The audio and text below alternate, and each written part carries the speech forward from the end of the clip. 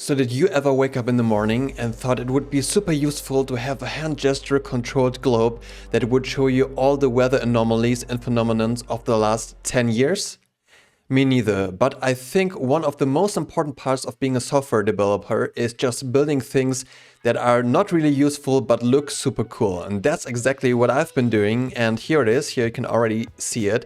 So this is actually my hand here, as you can see in the video and on the globe, and with a little pinch gesture I can scroll over the planet here, seeing information about weather in real time. And as you can see on the top right corner here, this is 21st of March 2026, which is today.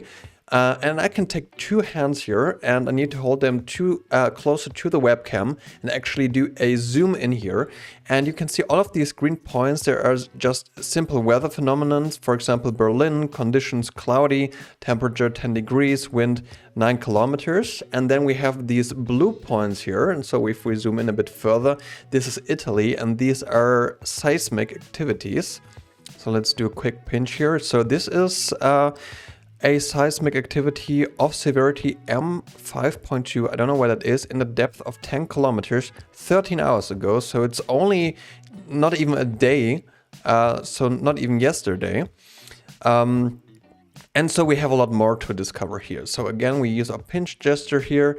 Move around. This is Australia. Weirdly, I just wanted to say weirdly that there's no fire in Australia, but there actually is. So let's see.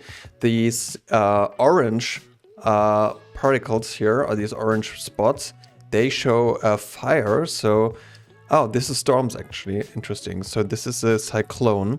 And let's scroll a bit and see if we find America. And we can already see it's burning. If we just scroll through and tick here, we can see with these nice particles that we have wildfires. And this is already 7 days ago, which is maybe already extinguished. But you have not yet seen the coolest part.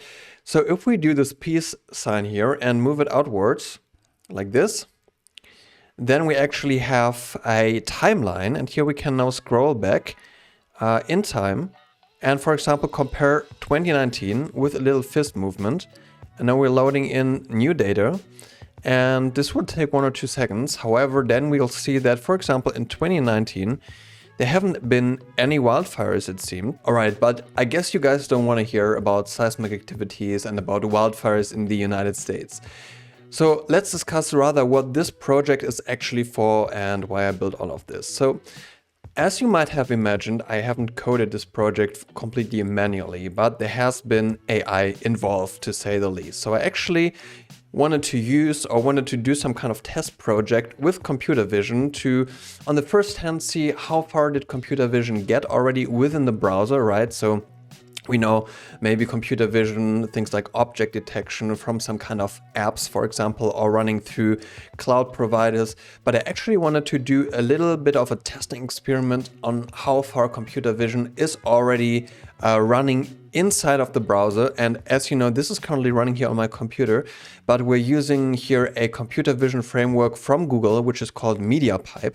And this would run the same way on any tablet, even smartphone, or any other device that essentially has a camera and an operating system that can run Chrome or any other web browser, which is super, super impressive. And the second part that I found extremely impressive is just how much fun it was and even how fast it was to set this up. I mean, it's not super complicated, right? So we're having here Celsium, I think, as a provider for our map and our a lot of our data, and a few free APIs that are hooked up to this with a little bit of particle elements.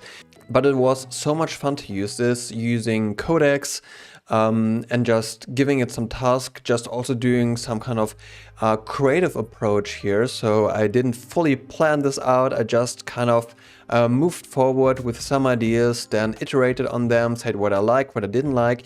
And kind of this was a very light and nice feel of building something, which we now have with AI. And of course, I wouldn't take this as kind of a production project that I would kind of roll out without ever, reading through the code and understanding potential bugs or vulnerabilities, but this would be already an amazing starting point. So this one I found really cool. This is a remote camera filter. Now you're seeing me twice. So for example, what would be really useful in terms of computer vision or gesture controls would be if you could, for example, do pictures with it, right? So in this case, you can actually switch between different camera filters.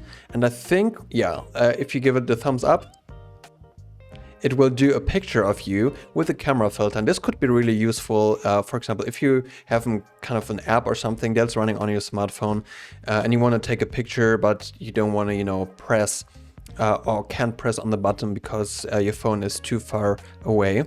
So kind of the main takeaway from this little experiment I did here is that it's super cool and super easy and also very light to just build prototypes with AI. And using also kind of cutting edge technology like gesture detection, computer vision and anything is really possible if you already have, of course, a little bit of knowledge, right? And this is the one caveat I would always give and I would always recommend is if you're, for example, a new or aspiring developer, then you should definitely learn like the basics, coding and algorithms and all of that in the old-fashioned manual way before you go over to building things with AI. With all these tools, it's actually the best time ever to be a builder and just to build stuff because you can do it so fast and so easy. You have so many tools to choose from.